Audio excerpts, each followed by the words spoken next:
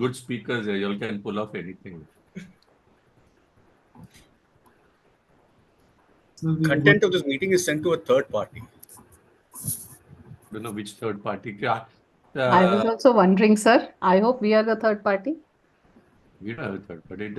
ये क्या Okay, है? 30 How- What is seconds. this? Sir, can you not stop sharing? Yeah, we're going live in 3 minutes, 30 seconds. Sir, you'll stop sharing, sir, please? You want me to stop sharing? 1 second. Yes, yes. I'll introduce you first and then we'll.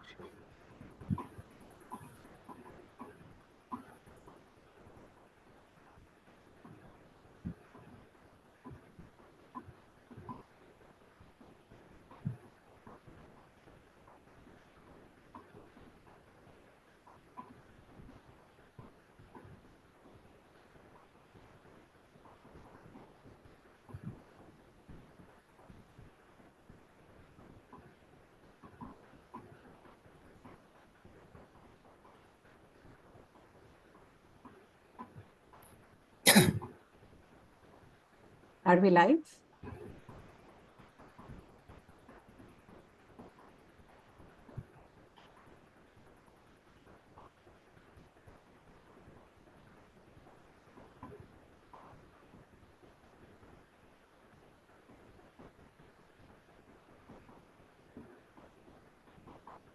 Are we live, Rahul?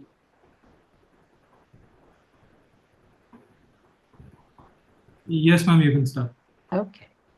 Good evening, everyone, and a very, very warm welcome to once again a Wednesday Cafe with IDEC. IDEC brings you the best of science, the best of researchers, the best of speakers from India and all over the world. Today, we have two wonderful scientists, endocrinologists from our own country, Dr. Krishna Seshadri from Chennai and Dr. Samit Ghoshal from Kolkata.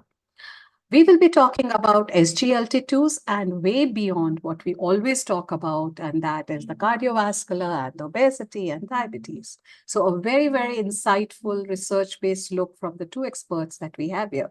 I would like to welcome all our guests who are from all over the world. We would like to welcome, we have now more than 300 people attending this talk, and we would extend a warm welcome to all our members from Afghanistan, Pakistan, Nepal, Germany, United Kingdom, Ireland, Nigeria, Kenya, Tanzania, Uganda, Bhutan, Russia, Sri Lanka. We are absolutely delighted to have you, and I will take pleasure of introducing our first speaker, Dr. Krishna Seshadri, sir. Could I have his introductory slide, please?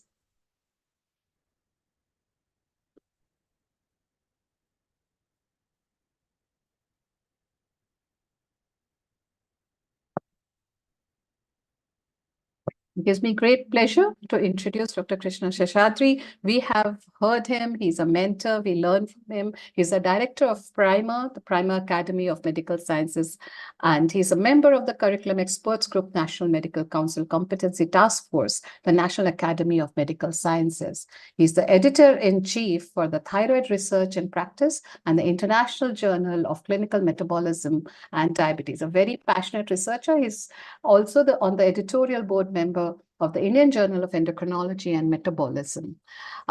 Many, many orations, and we have heard him speak very eloquently, very elegantly, and very scientifically. We are so honored to have you, sir. Over to you, sir, for your talk. Sir, you're on the mute, sir.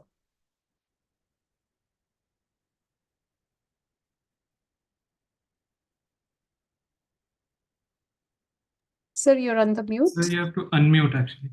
Sir, please unmute.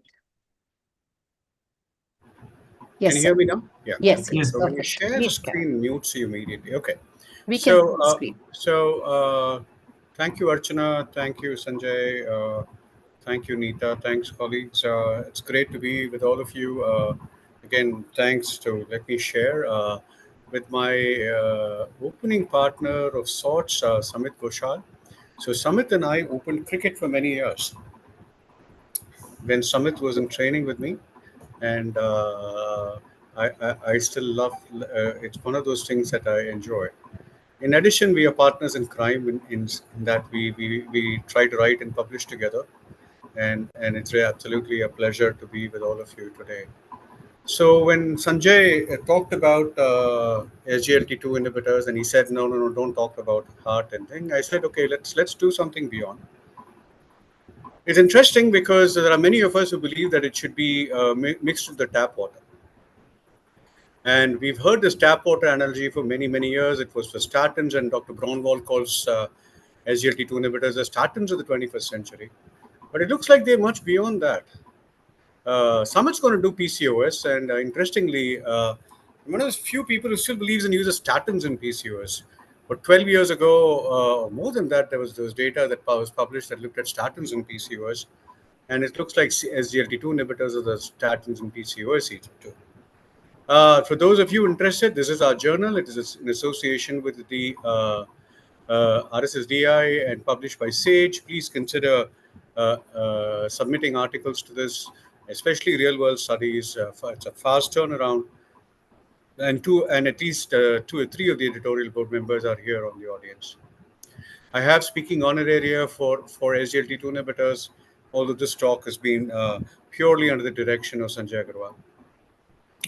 I invariably get to start with this particular slide.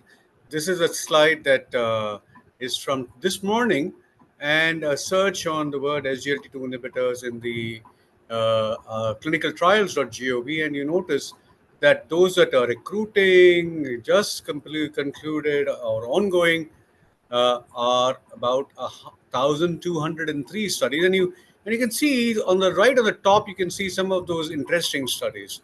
The one in atrial fibrillation, left ventricular remodeling, hemoglobin, proteinuria, right?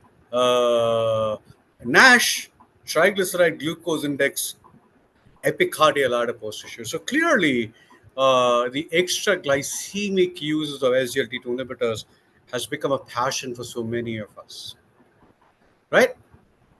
Before I, diverge and take you away from the core of the evidence, let's look at what is the evidence and what is of interest. One, body weight loss. There's clearly large RCTs. I'll show our data as well.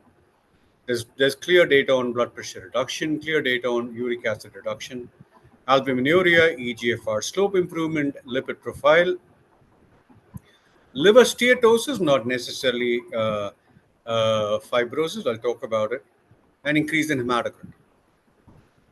What is of interest? Ketone body increases, oxidative stress attenuation, reduction of inflammation, arterial stress reduction, endothelial dysfunction, sodium hydrogen ion exchange inhibition, which seems to be one of the other ways it works, reduction in cardiac fibrosis and epicardial adipose tissue volume reduction. We saw a study in the clinical trials gov that's actually looking at it.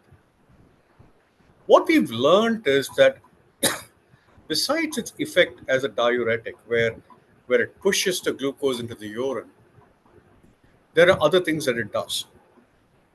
Besides reducing the SGLT2 expression, it seems to increase the sympathetic activity of the renal sympathetic nerve, increases the sodium and hydrogen ion exchange expression, and therefore works at sodium and water retention, this thing. But this seems to be an important part of how it works in heart failure.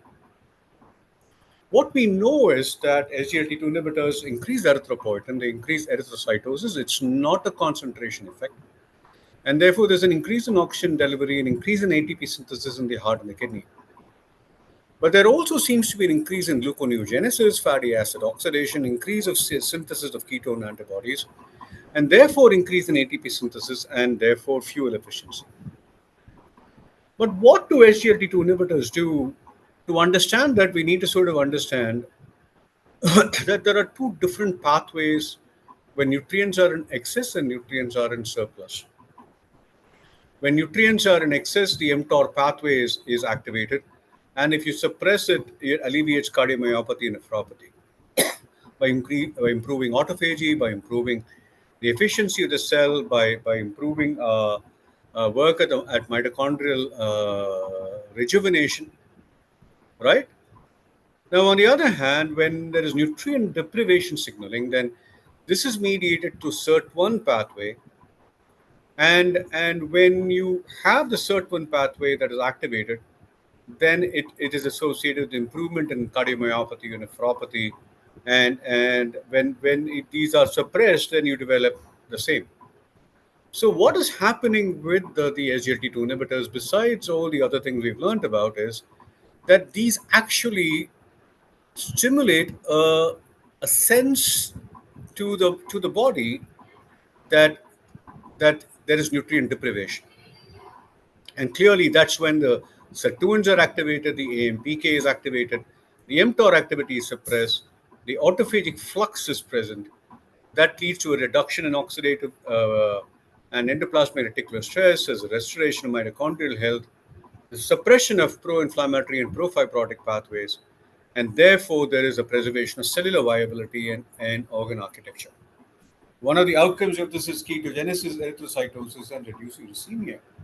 So clearly, that since this is occurring in almost every other cell in the body, the overall efficiency of the body increases, and that is why you're seeing all these extra glycemic salutary effects. So if you look at this, the putative mechanisms of each of these are present. For blood pressure, it's osmotic diuresis, but also reduction of arterial stiffness. Glucose excretion, I'll talk about the weight just for a short time and why it is not as much as we want it to be. There's a reduction on urate reabsorption, a purely kidney issue. If ketone body increases, there's an increase in glucagon secretion. There's an increase in lipoprotein lipase activity and accelerated clearance of VLDL and delayed LDL turnover. There is a reduction in liver fat content, reduction in hepatocyte injury markers, and I'll talk about this. The hematocrit increases by both the plasma volume as also increase in erythropoietin and HIF1. There's a change in the cytoplasmic sodium and calcium concentration. Therefore, there's an increase in the sodium hydrogen ion exchange inhibition. And therefore, there is an increase in mitochondrial calcium concentration. There seems to be a reduction in oxidative stress, a change in the M1, M2 macrophage polarization, reduction in TGF beta, and therefore reduction in cardiac fibrosis. I'll talk about it, and that's one of the reasons that it causes probably reduction in arrhythmias. Then there seems to be epicardial adipose tissue volume reduction. Others are a little more obtuse, and we have very little data to support it. But each of these could be putative mechanisms. So here you are, sort of a basket list of all the things that it's being looked at. Early use in PCOS and SIADH and hyponatremia, NAFLD, cirrhosis and hepatitis, therapeutic ketosis, as a first drug to prevent renal decline, to prevent AKI. Remember, we were first thinking that it causes AKI. To protect renal transplants. In sleep apnea, again, I'll talk about it briefly. In atrial fibrillation, ventricular arrhythmias, nephritis, MODY-1A, erectile dysfunction, I'll do a slide on this, as a protection in cardiac surgery, in infarct size, PTCA, prevention of cancer, and tricuspid regurgitation. A lot of places where it's been explored. Let's start with weight loss. This is with canagliflozin, but I can tell you that it's the same with each of these. But 300 milligrams of canagliflozin is supposed to reduce your weight by about 4 kgs, right? This is our own data looking at 300 milligrams of canagliflozin, either as a single agent or as an add-on. 0.6% reduction in BMI, the weight dropping from 97.4 to 95.8. Remember, it's a spread. Again, a p-value that is significant. Waist, that is a 1 centimeter reduction in the waist. So, but the interesting thing is that the majority of this weight loss is fat mass. And that's very important because we are always worried whether when you have weight loss is muscle mass. But this is a DEXA analysis that shows that the majority of weight loss is fat mass. The other interesting thing is why does the weight not lose more? Simply that over a period of time, there is an increase in the metabolism. That when you keep losing weight, there are signals that go to the brain that asks you that increases the total body energy intake. And that's really why over a period of time that the weight plateaus and you don't continue to lose weight, because you do lose a significant amount of glucose each time. There are redundant mechanisms to reabsorb the glucose, but if you continue the way glucose loss, there should be a continuation of weight loss.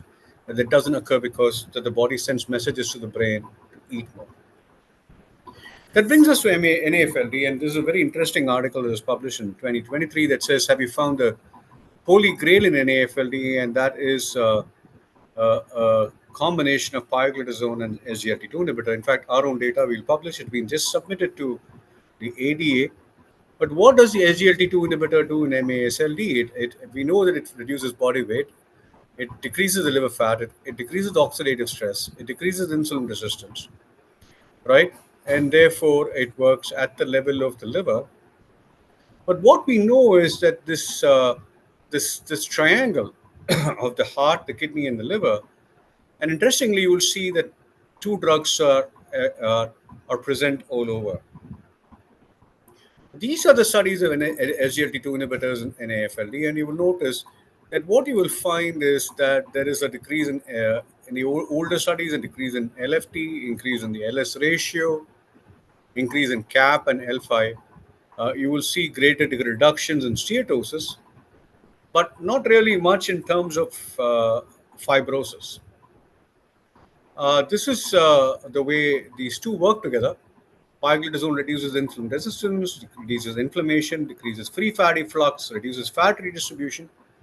SGLT2 inhibitors decrease the body weight, decrease the effect of glucagon in the liver. It works, it increases inflammation, increases glucagon, decreases inflammation, decreases oxidative stress, increases adiponectin, and decreases fatty liver.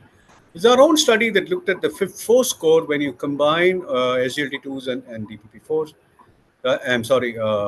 Tioglitazone. About 279 patients, some on PIO, some on SGLT, some on a combination, and the others. And what we looked at was what happened to the FIB-4 score, right? So here is the baseline. The baseline FIB-4 score was 1.92. And you'll notice that on any medication that the follow-up, the overall FIB-4 index dropped from 1.92 to 1.68. Right, 1.3 is the cutoff. With pioglitazone, it dropped, but the p-value was not significant. The SGLT2 inhibitors also it dropped, but p-value was not significant. But the combination was significant from 2.2 way to 1.72. And remember, we had used a lower dose of glitazone. We had 7.5 milligrams. The majority of these patients were in dapagliflozin, about 10 milligrams. And this is just looking at FIB-4 scores. But clearly, it did improve both FIB-4 and this thing. So there seems to be some data on the SGLT2 inhibitors, especially reducing steatosis. And the combination of the SGLT2 and glitazone is actually working. Remember that the predominant PPAR in the liver is alpha, and that's why PPAR alpha gamma combinations work. Gamma simply works by reducing the lipotoxicity in the liver, but there are some other effects on the alpha too. Right? Interestingly, a lot of studies on erectile dysfunction. How it works, a lot of theory to it, but interestingly, this is one study. I've just showed you an open label, but there are other studies on patients who were randomized to either tadalafil or an SGLT2 inhibitor alone or a combination of the both. And you will notice that the index of erectile dysfunction actually coming down, greater with a combination, a little less with the SGLT2 inhibitor alone, but it seems to be it works. Similarly, the obstructive sleep apnea, and interestingly, that if you negate the weight loss, there still seems to be reduction. I'm sort of going to come down a little and go back to the heart a little. We've been talking about heart failure and we've been talking about renal dysfunction, but interestingly, multiple meta-analyses show reduction in atrial fibrillation, including post-catheter ablation atrial fibrillation reduction. Some studies again showing reduction in ventricular arrhythmias. In the atrial fibrillation, around 27 to 30% reduction. Similar 27% reduction with ventricular arrhythmias. How does this seem to be happening? Remember, I talked about sodium hydrogen ion exchange, and that seems to be the main reason that when it works at the sodium hydrogen ion exchange, and it also works at the calcium influx, there seems to be a change in the electrical modeling with SGLT2 inhibitors, right? That it alters the electrical modeling, but also there seems to be a cardiac metabolic modeling. And this seems to be working by reduction in TGF beta that reduces SMAT3, that reduces the reduction of the myocardial myofibroblast, that increases M2 macrophage activation and reduces collagen accumulation, therefore reducing fibrosis, therefore reducing fibrosis of the pathways. There seems to be also an activation through other pathways that includes AMPK and PI3K at the cardiac myocyte, reducing apoptosis. So there's a reduction in both cardiac fibrosis as well as protection of the myocardium that reduces arrhythmias. Interestingly, some interesting data looking at sudden cardiac death and showing that the SGLT2 inhibitors reduce sudden cardiac death. I've not seen any studies in cognitive outcomes. There are some studies that are coming out on this. We don't know what is going to be the data, but don't be surprised if it comes out interestingly. So there is a world of use of these outside the traditional diabetic with heart failure and diabetic with renal dysfunction. But clearly, this can be used, and the use is going to be extending in much more. You want to take it with tap water every day? Go ahead, be my guest. Still not the recommendation, but I thought that we've had enough studies to last a lifetime. It looks like we're going to have a few thousand more and talking about it over a period of time. I'm going to stop here and then happy to take any questions. And then Samit is going to take over about the PCOS. That's another big topic on its own. Sir, if it's all right with you, we'll have Dr. Samit's talk and have a good panel discussion. Is that fine? Okay, great. So thank you so much. And I would like to introduce Dr. Samit Ghoshal. He's a consultant physician at Nightingale Hospital, Kolkata, and a visiting professor at the University of South Wales. And he's going to take us through a very interesting topic, and that is SGLT2 inhibitors and PCOS. Over to you, Dr. Ghoshal. Thank you, Archana. Let me share my screen. Everyone, please post your questions so that we can take them up for both the speakers at the end of this discussion. Thank you. So, is my slides visible or? Yes, slides are visible. Okay. Thank you. Thank you, Dr. Sanjay Agarwal, and thank you, Dr. Seshadri, for reminding me of those fantastic days. I am your opening partner. I didn't open the batting, but I was the non-striking partner. And I remember when Dr. Sanjay Agarwal told me that please no heart and kidney. The robustness of data of SGLT2 that we have, I think, in the heart and the kidneys was expanded. We started saying NFLD, we started saying that probably in the case of cognitive dysfunction, probably in the case of PCOS, and many other areas, which probably was related to its impact of reducing body fat, especially the visceral fat content, in addition to the subcutaneous fat content. Mainly the visceral fat content was the reason why people thought, I think, to expand into newer areas. Now, I'll be looking into PCOS and exclusively in SGLT2 in PCOS. I'll not be, diving deep into PCOS per se. What I'll be going into, obviously, I need to go into the background a little bit before, bringing SGLT2 on board and finding out how it can help patients with PCOS. Now, first, I give you the recommendations from the 2023, the International Evidence-Based Guidelines, and it's nothing but the same 2003 Rotterdam criteria used to diagnose PCOS, where you need the presence of 2 out of these 3 abnormalities. Obviously, if you have clinical or biochemical hyperandrogenism and the ovulatory dysfunction, we need not go for any sort of an imaging. It straight away, steals the diagnosis. However, if you have one of them, you can either use, the ultrasound of the ovaries, or in these guidelines, they have used alternatively, you can use the anti-Mullerian hormonal estimation. And we need to exclude the other causes of hirsutism also. So that exclusion of the other causes of hyperandrogenism should be done.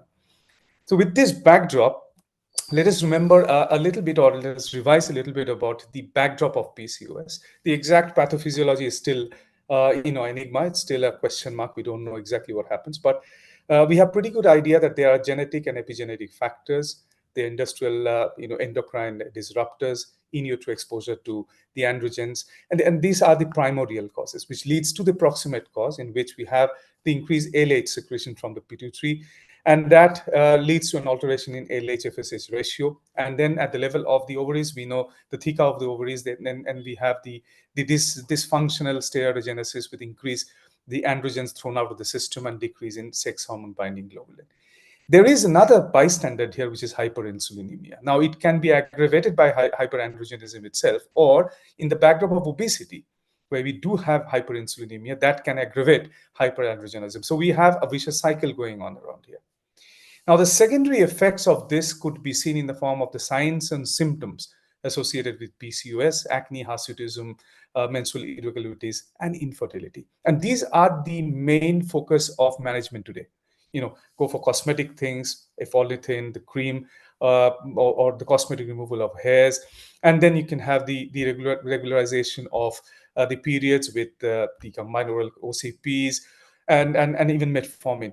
What was very interesting to read in this particular, the guideline, the updated guideline, is none of these medications have an approved indication for use. All of them are off-label.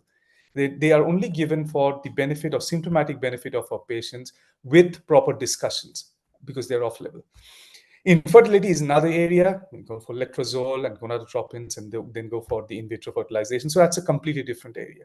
The one area where SGLT2 starts coming in is the long-term metabolic complications associated with PCOS. Now, diagnosis of PCOS doesn't start and stop with the diagnosis per se, or with the taking care of the symptomatic benefits or symptomatic problems.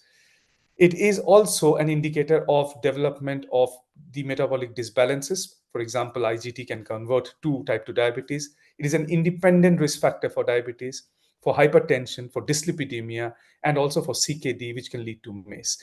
Obviously, the minute we bring in the cardiac angle into PCOS, then SGLT2 starts creeping into the picture. But this is an area where all the guidelines and all the molecules that we talk about, the most neglected part remains the metabolic consequences. Now, let us see how bad or how diverse the metabolic imbalances are, and what is the associated cardiovascular risk factor. This, I think, is a fantastic data, again, coming from our place in Cardiff. And Dr. Alad Ruiz is an expert in lipidology, and did a wonderful job in finding out the different lipid subfractions which are affected by PCOS. You can look here that it's about 70% of our patients with PCOS have concomitant obesity or overweight status. And obviously, associated with the increase in visceral fat, you have non-alcoholic fatty liver disease, you have hypertension, you have dyslipidemia, which is a very typical dyslipidemia we see in metabolic disorders of elevation in triglyceride, and an increase in LDL cholesterol and a decrease in HDL cholesterol. A very important aspect is also anxiety and depression, which also needs to be tackled in the backdrop of PCOS. Insulin resistance is important. It, along with the other factors associated, it could be a part of the metabolic syndrome that we're talking about. Not much mentioned nowadays, was in fashion around a decade back. So with all these things, knowing that there are long-term metabolic consequences which are associated with it, what is interesting to note that this particular endothelial blood flow study was done in the femoral vein. And what they found was there was a direct correlation between the free testosterone and the decrease in blood flow. And the independent risk factors for this were weight and the free testosterone. These two were the most important indicators of decrease in endothelial blood flow, which is endothelial dysfunction. So obesity starts coming back into the picture. And once it comes back into the picture, we think of molecules which can tackle obesity in the form of SGLT2 or GLP-1, either directly or indirectly helping our patients with PCOS, the hormonal benefits, metabolic benefits, and probably long-term cardiovascular benefits. This is a very interesting nationwide population data from Denmark in women with polycystic ovary syndrome. And what's interesting to note, if you look at the population, they asked the question in binary. That is, what about patients with CVD, patients with polycystic ovarian disease? What is the hazard ratio? What is the risk of them developing cardiovascular disease? The question should be answered in a binary, so it's yes or no. And you can see the crude hazard ratio was 1.7. That was pretty high.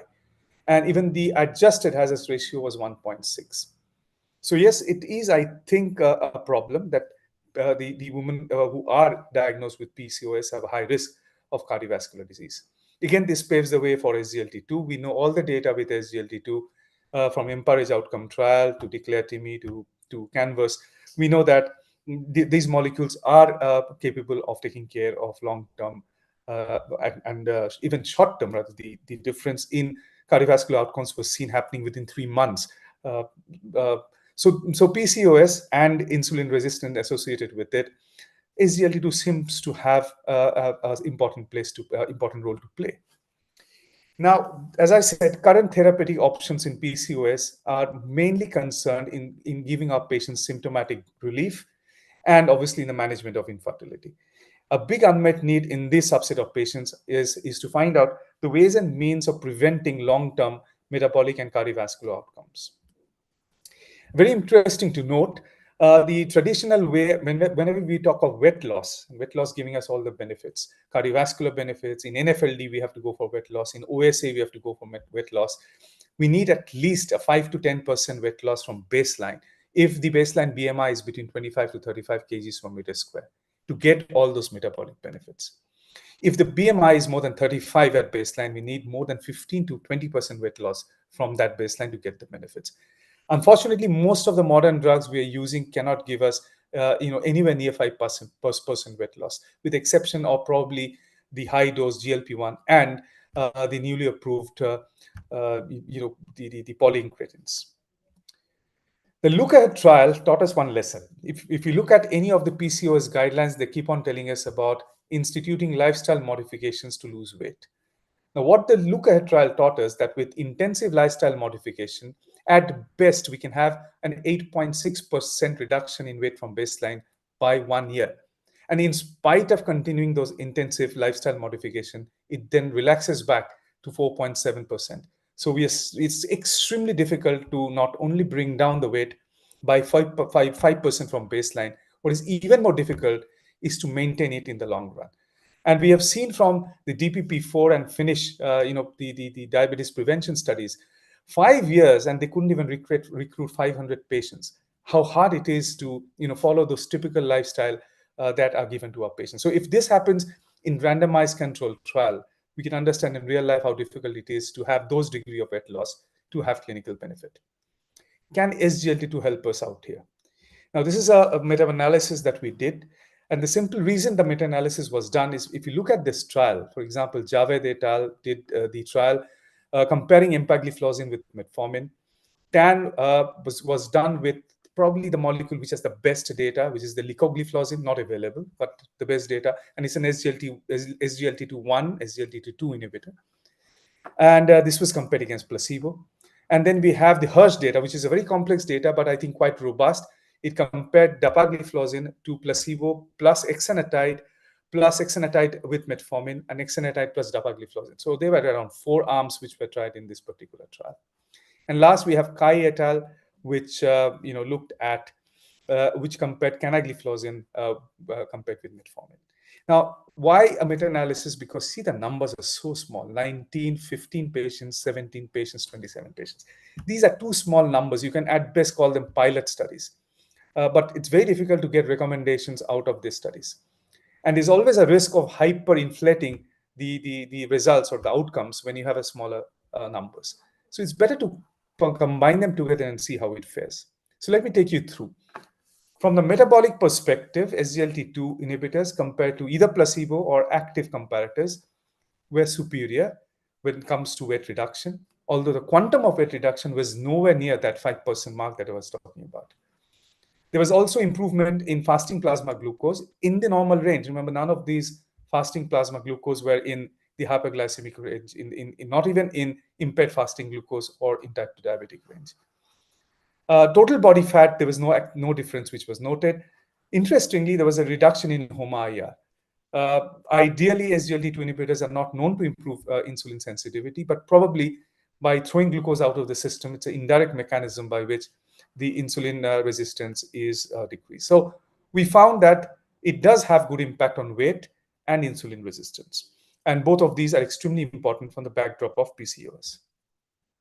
From the hormonal perspective, we found that it didn't make any difference on the Phi index or on the sex hormone binding globulin or total testosterone, although there was a significant reduction in DHEAS. This is the only change we found, and it was replicated in another meta-analysis done this year by the Chinese group. So we gave a putative mechanism of benefit, probable benefit which SGLT2 could have in PCOS. We cannot say that it has a place in PCOS as of now. The data is too small, of moderate quality, and too sketchy and too heterogeneous to come to any conclusion. But probably, from the hormonal perspective, DHEAS reduction could be secondary to reduction in insulin resistance. And insulin resistance, which is improved by SGLT2 inhibitor, along with the reduction in body weight, could bring about those metabolic benefits as well as hormonal benefits, although it did not bring down total testosterone or Phi index. Now, what recommendation can we have for the future? Now, this is another very interesting work done by the Chinese group. It's a network meta-analysis in which they tried to pitch all the different anti-hyperglycemic agents against each other through an indirect analysis and see how it fared. Interestingly, SGLT2 as monotherapy fared the best as far as the metabolic improvement was concerned, even better than TZDs, which was a bit of a surprise. From the combination therapy, GLP-1 and metformin not only improved the metabolic profile, but also an improvement in Phi. This was quite interesting.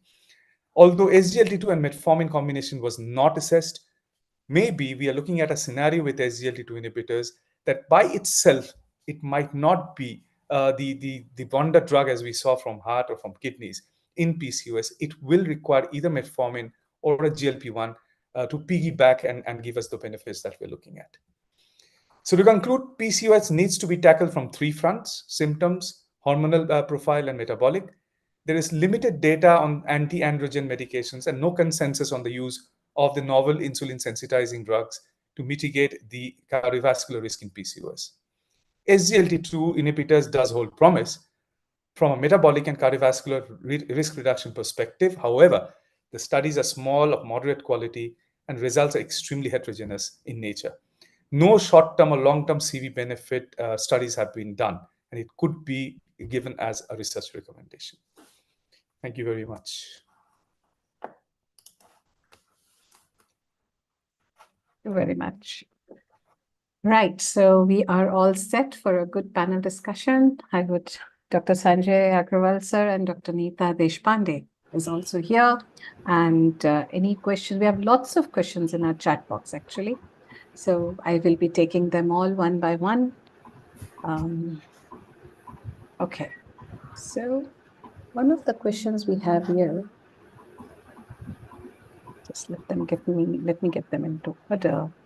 Right. So one question that Daniel has asked is efficacy of SGLT2 as a monotherapy or in conjunction with metformin. I think it refers to both the cases. And please, I would ask both of you to answer.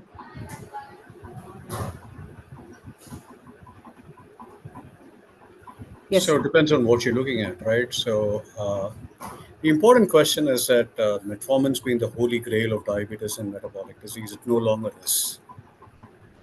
Interestingly, while with other drugs this data doesn't exist, with canagliflozin alone, that the benefit was less when combined with metformin. That the cardiovascular benefit was actually lower when combined with metformin. It could be because that canagliflozin is not a pure SGLT2 inhibitor, it's an SGLT1 and an SGLT2 inhibitor. What probably is happening is, in that particular instance, is that that there is already a maximum effect on the cyclic AMP, to which the SGLT2 inhibitor is adding on, and therefore the benefit was not seen. But this has not been reproduced in other drugs. But the thing is that this was seen in a subgroup of the thing. So, one, metformin is not always required. Second, uh, metformin is not a complementary drug to SGLT2 inhibitors. They work well, and you can have some additional effect, but I don't think, like for example the DPP4 inhibitors, that they are not a complementary drug. They have some competing effects, and it's not been fully explored. Nor I don't know when it's going to be fully explored, but it has not been fully explored. I think I leave it there. Samit, you want to add? I think one of the most difficult, if you're asking the question whether the combination has a role in PCOS, I don't know because the data is not done, so I cannot answer. But from the efficacy point of view, it's one of the most difficult drug to combine with. We have seen with the DAPA-SAXA studies. The minute you give an SGLT2 inhibitor, it starts working so fast and brings down the sugar initially that the other drugs' effect is blunted. So you're not going to get the 1 + 1 = 2 scenario if you have SGLT2 on board. And I agree with Dr. Seshadri, you can have that, say, with a metformin and a GLP-1, but you're probably not going to have with SGLT2 and metformin. So because it acts so fast.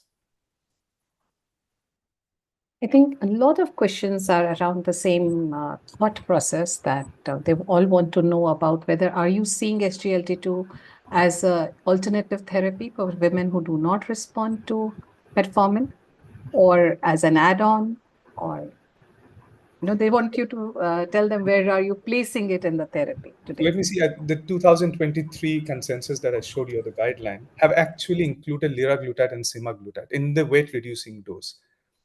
So that's a new entry that you see, but you don't see SGLT2 inhibitor. Because if you really are talking about the obese subset of PCOS patients, you need that degree of weight loss, not the cosmetic, a little bit of 2 or 3 kilogram weight loss. You have super responders, but you do not expect that degree of weight loss with SGLT2. So it has not yet entered into the guideline domain.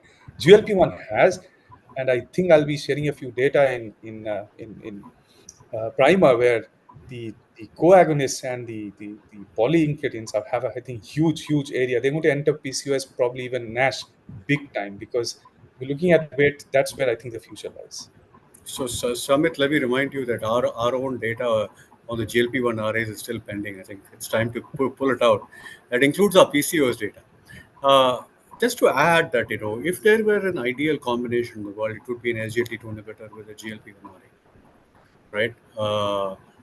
It's very interesting that if you do a network meta-analysis, the amount of weight reduction that you see with and remember that the dapagliflozin 10 milligrams is not the highest possible dose with dapagliflozin. For some reason, Astra hasn't brought a higher dose, but it's not a maximal inhibition. On the other hand, if you, let's say, use a 300 milligrams of canagliflozin, and that has a weight reduction in network meta-analysis that's comparable to liraglutide 1.8 milligrams, right? But there is a lot of conversions with an SGLT2 inhibitor and a GLP-1 RA. One, the GLP-1 RA works like a traditional anti-atherosclerotic agent, works over a period of time, brings down your atherosclerosis. This is a more a fuel alternative, provides a signal to the cell saying that I'm nutrient starved, and shifts the metabolism from a nutrient plenty to nutrient starved metabolism, and therefore improves the efficiency of the body. You can't find a greater combination. Somebody were to ask me, you want to choose two drugs, what will you combine? A GLP-1 RA and SGLT2 inhibitors, and that includes PCOS. Except someone who's just planning a pregnancy, it's just somebody who's who's don't use it for ovulation induction. But many of our patients, we actually tell them, if you're willing to postpone your pregnancy and you want to lose some weight, then we actually put them on these two drugs, get the weight down, and then plan the pregnancy. That includes patients with infertility. You really want to be getting that weight down. You want them to get metabolically active. Then you quickly take this off and allow them to get pregnant. That's what I would do. Yeah, so you choose between the two. I think GLP-1 comes, I think, even before SGLT2. But the combination, I think, is Oh, fantastic. absolutely. But the combination is fantastic. They're made for each other. And remember, it's also cheaper. So in many patients, that it may actually work. Does it aggravate the sarcopenia if you use a combination, particularly, in postmenopausal women that we talk about, and you give this combination, will it worsen any sarcopenia? Because as it is sarcopenic, in the when you look at postmenopausal women. So there's no data on SGLT2 inhibitors and sarcopenia. In fact, that the reduction pretty much is majority fat, right? And with the GLP-1 RA, there's clearly no data on sarcopenia itself being caused by it. I think both of these are being well. In fact, even the bone seems to be preserved. If seeing sarcopenia, there's something else going wrong. But what I now do for any patient is to tell them, start doing resistance training while you're losing weight. That will help you preserve muscle. And let me give you a very old trick in the book. If you don't want to lose muscle, add a thiazolidinedione. You won't lose muscle. So we have a question here that can SGLT2 inhibitors be used when there's no diabetes, in absence of diabetes as well? We have Will two they indications work? already. Yeah. We have CKD and heart Right. failure. So We that's already have something. indications. Right.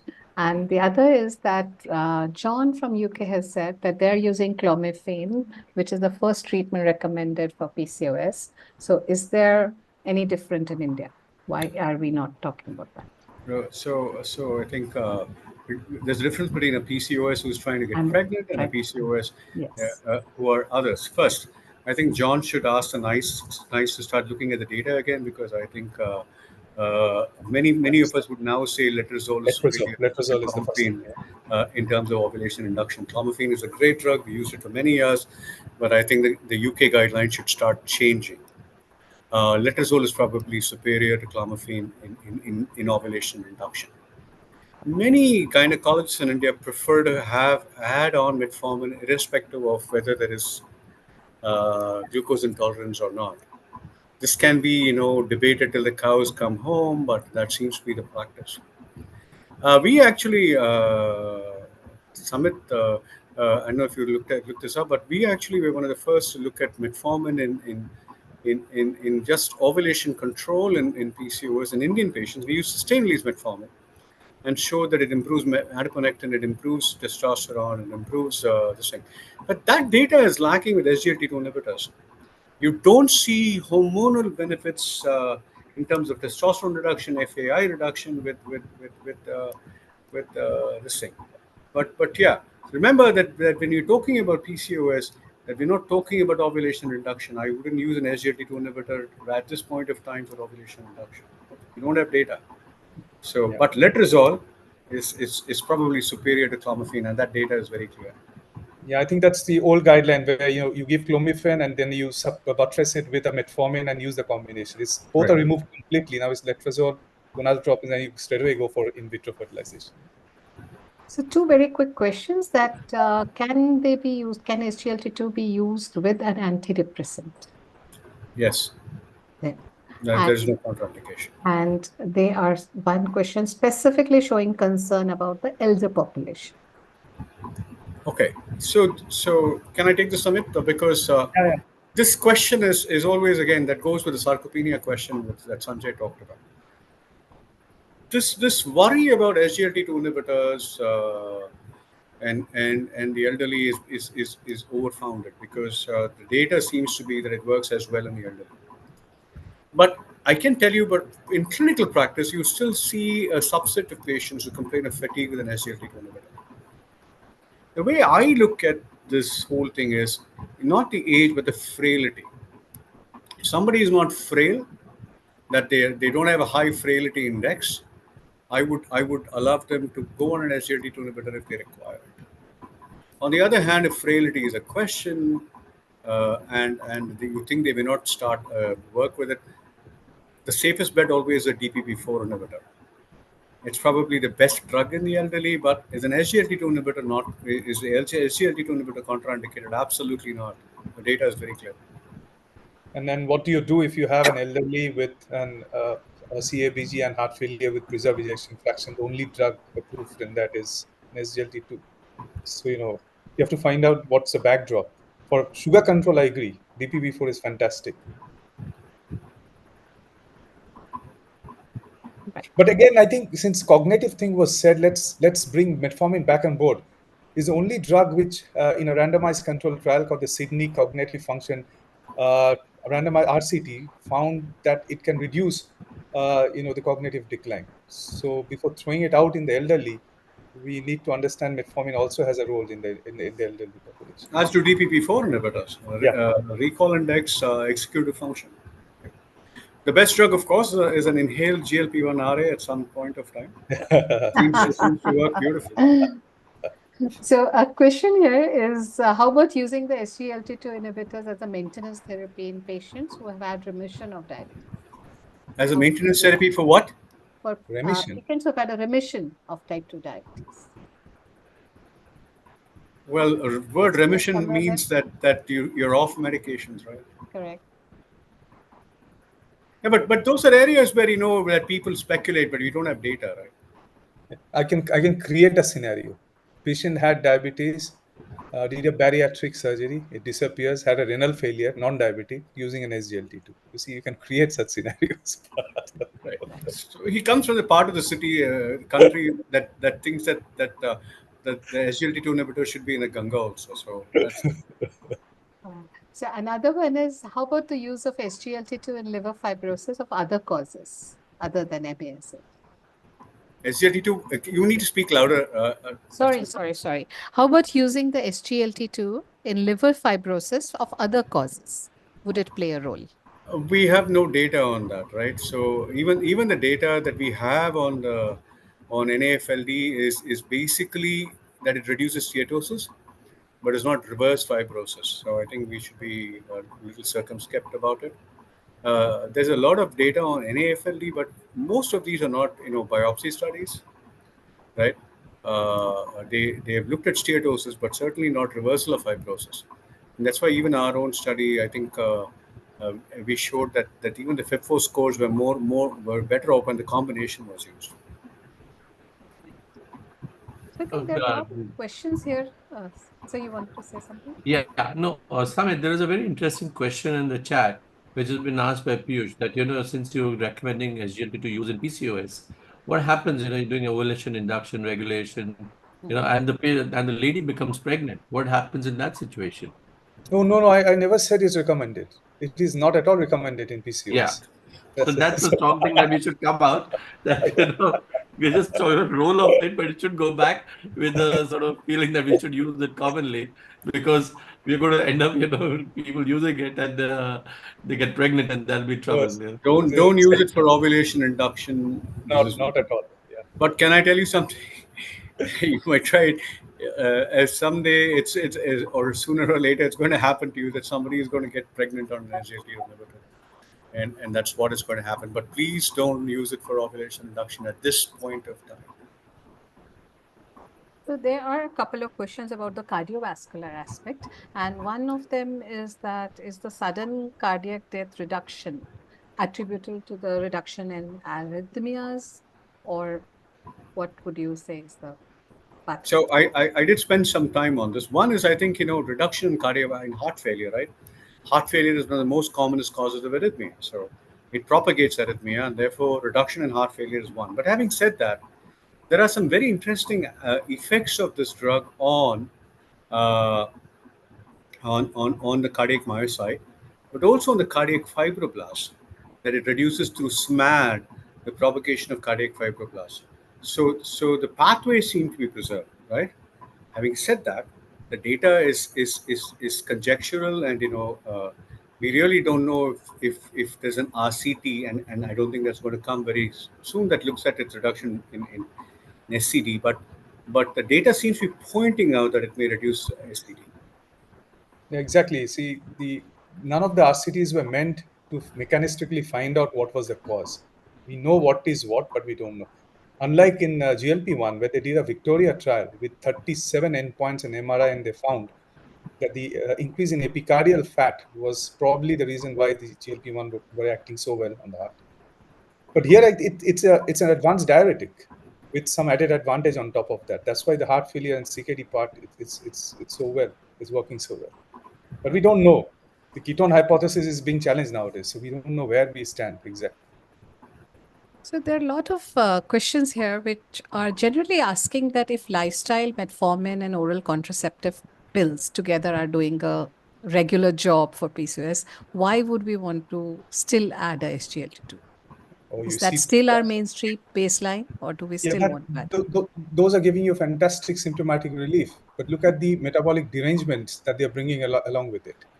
So you're symptomatically doing good, but you're increasing the metabolic risk for the near future. So you cannot just shy away from symptoms and say that the long-term metabolic derangements known, but we will not tackle them. As Dr. Seshadri said, we are not trying to bring in SGLT2 or GLP-1 to correct the hormonal imbalances or the symptomatic benefit which already are given. But what else you're bringing on board is the long-term cardiovascular benefit that you need to give to these patients.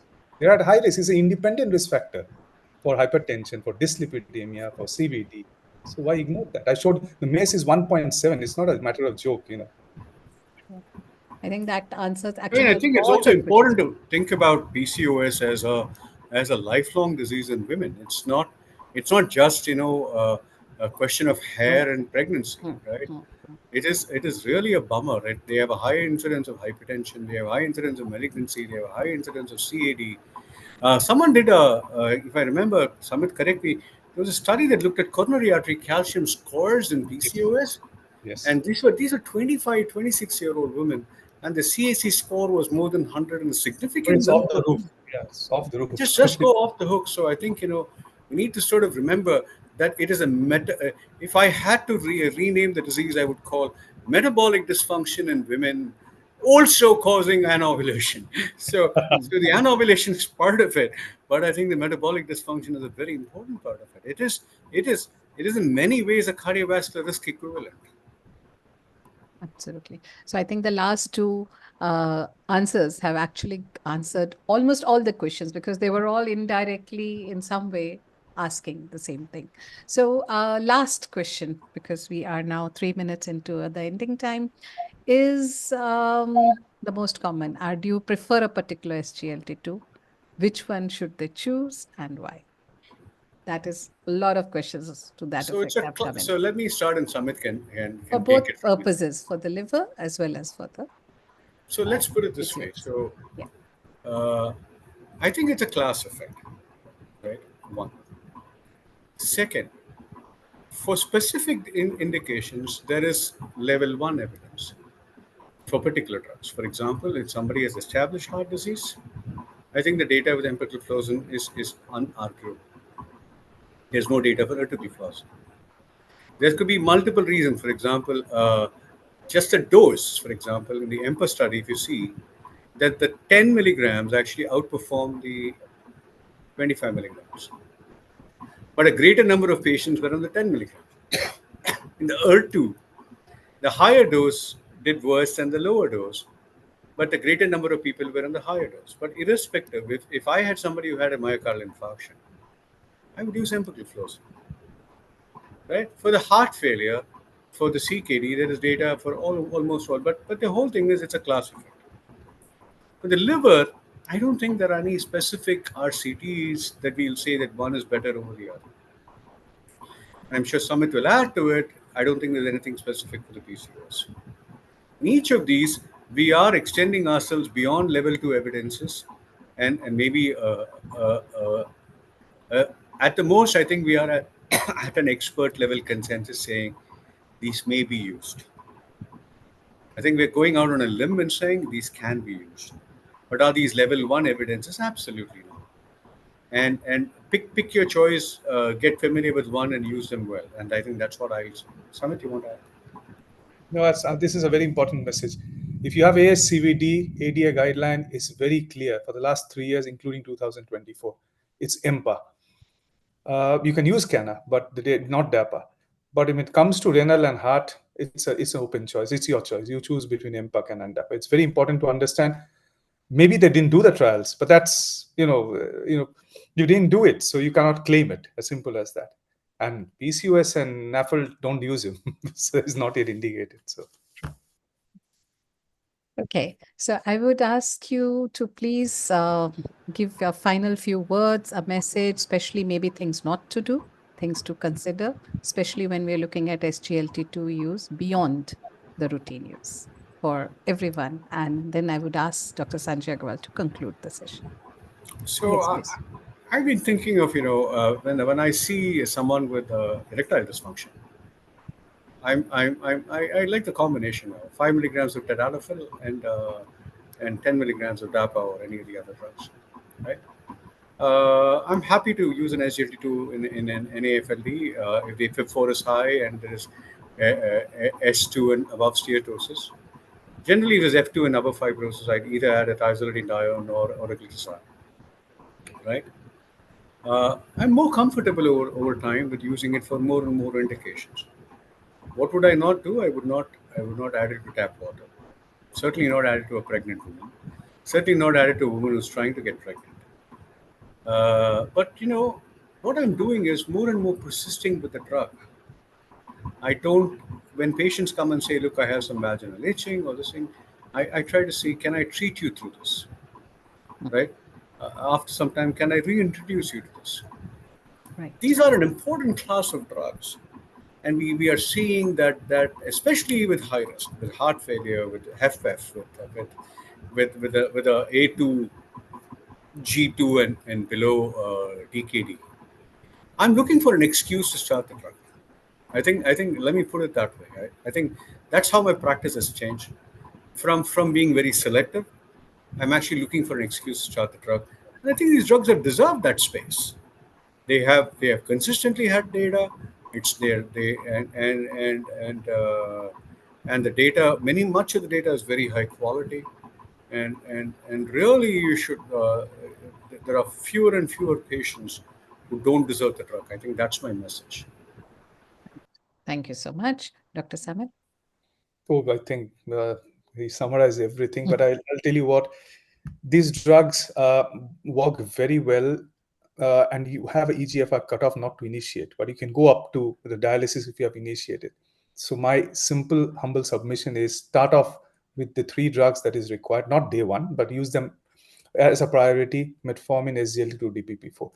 Bring the others as a rescue therapy, sulfonylurea, etc., etc. Because once you have SGLT2 on board, even if the EGFR is falling, no one is stopping you from getting all these additional benefits. But once patients do not come for regular follow-up, and once you don't start early on, you might miss a lot of patients whose EGFR has gone below 20. We are not yet recommended to initiate such patients. So as I agree with sir, start with as many. Look for areas not to use, which are a handful, just a few handful. Follow sick day rules. Take them off in acute sickness. Genitourinary infection. We have from DAPA heart failure a fantastic definition. If you have at least 3 UTIs in a year which is being repeated, it's called recurrent UTI. You can consider doing away with SGLT2 inhibitors. But just a single UTI, do not discontinue. Try to bring them back on board after the acute infection is over. Fantastic. Thank you so much. And over to you, Dr. Sanjay. Thank you very much, Krishna and Samit. I think this was such an enlightening talks that you gave, because we've been so used to talking about the role of SGLT2 inhibitors for glycemia lowering, weight management, ASCVD, heart failure, and renal benefits, that we've forgotten that there are other effects that SGLT2 inhibitors, and we are getting into conversations about this. Sometime back, I had heard Dr. Mudler speak about the role of SGLT2 inhibitors for retinopathy, and that's an area that they are still talking about. And there's so many, I'm sure, unexplored areas where we're thinking that SGLT2 inhibitors may have a great value to add to a prescription. So I don't know whether SGLT2 inhibitor is going to be the future metformin, and where we had placed metformin as the king of all treatments, and everything algorithm needed to have metformin unless otherwise contraindicated. But is now SGLT2 inhibitors going to replace metformin as a first line, and add-on therapy with all other agents is something that we need to wait and see. But I'm sure with this expanding role, there will be future, we will have more conversations outside the cardiorenal syndromes, And just as we've highlighted today, two important rules that Krishna and Samit have talked about. I'm sure in future there will be a lot of more areas that we will be able to cover, and it's a very exciting time. And hopefully, as more trials come in and more data come in, we will be seeing what will change in our approach to management of diabetes and associated conditions. And till then, if we are able to keep our patients safe, give the right choice of medications to them, and see that we just don't look at glycemia lowering. And as most of the guidelines now are, aiming towards that, it's not just glycemia lowering, but also look at weight, comorbidities, hypoglycemia, and all these other factors. Then I think, SGLT2 inhibitors will have a bigger role to play for the future. And because it has become generic in India, it is affordable and easily available. I think uh, I mean, as Krishna is saying that, are you going to open up the tap for SGLT2 inhibitors? I don't know what the future is, but as of now, I think the tap is already open, and we need to see how best we can collect all the data that can come out of it. So thank you very much, both of you, and thank you, Archana, for moderating this Q&A. I'm sure it's been a very interesting discussion, a little different, and I'm sure, there have been some interesting questions from all our participants in the meeting. And I hope that everybody's found these two talks very useful, very thought-provoking, and we look forward to your continued participation for the future. I think Samit and Krishna, very difficult topics to address, I know. but you Thank made you it so sound much. so interesting. And thank you very much. We've had, I think, more than about 3,500 people from different countries who have logged in. And we would like to thank all our participants at this time of the day and night who have made efforts to log in and listen to these great stalwarts who spoke out of the heart and give interesting talks give very interesting talks. So thank you. And before I wind up, I think Krishna has a message for the journal. So I'm going to give 2 minutes to Krishna and Samit to speak about the new journal that they are launching. And I sincerely feel that these journals are going to be very, very useful for future. So I'm going to allow Krishna and Samit to take over the stage again to talk about the new journal and tell us something about it. So since metabolism is I think I did an IDEC cafe on why metabolic medicine, right? So the RSSDA is recognized that diabetes is just an expression of metabolic dysfunction, and so to take it into the future, a new journal 3 times a year, online first, completely free for submissions, is now readily accepting papers. It's called the International Journal of Clinical Metabolism and Diabetes. It's published by Sage. Uh, please consider it as a vehicle for your publication. Your NAFLD, your PCOS and diabetes, your uh, your erectile dysfunction and metabolism, pre-diabetes and SGLT2 inhibitors. Anything that we talked about today is worth publishing. And please write to us. And you have somebody like Samit who's the executive editor. Samit, you want a couple of words? Yeah, it's a new journal, it's a new project, so we really sincerely need innovative articles. So please send us the articles as soon as possible, so that we can get it through in the issues. It will be, I think, boosted by your articles. So whoever have connected with us, do we need to give some details about it, or just the name is good enough? If I can share, I can share the link again. I put it in the beginning of my talk. Can I share? Please Yeah, do. go ahead. Please do. Go ahead. So I'll just share it, and it shows the link.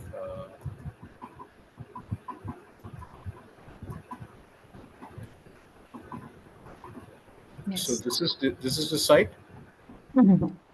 right? And this is the journal. Please look for this. Thank you so much. Perfect. Thank you very much. Thank And you so much. I hope the journal is a big success. And we All the look best. forward to a very high impact factor from the journal with such wonderful editorial board that you've got, Krishna. And Krishna is the chief editor in chief of the journal. And Samit is the executive editor. So I think, I'm sure that a lot of people out here we'll be very happy to submit the articles. And thank you once again. Thank you, Archana. Thank you, Krishna. Thank you, everyone. Thank you, Samit. Thank you, Nita, and all the other, participants from all over the world who've been part of this meeting. And, wishing you, and look out for our future IDEC cafes. We're going to have a lot more interesting discussions in the future. Thank you once again. Thank you. Good Bye for now. night. Thank you.